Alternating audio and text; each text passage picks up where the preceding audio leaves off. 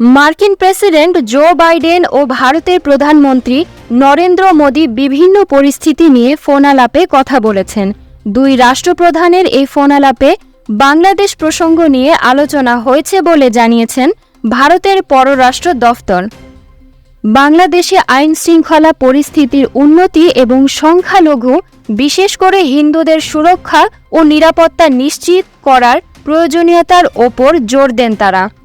সোমবার ২৬ আগস্ট ভারতের পররাষ্ট্র দফতরের এক বিবৃতিতে বলা হয়েছে, দুই নেতার মধ্যে বেশ কিছু আঞ্চলিক ও বৈশ্বিক ইস্যুতে বিস্তারিত মতবিনিময় হয়েছে। এতে উঠে আসে মোদির সাম্প্রতিক ইউক্রেন সফর ও কোয়াড ইস্যু।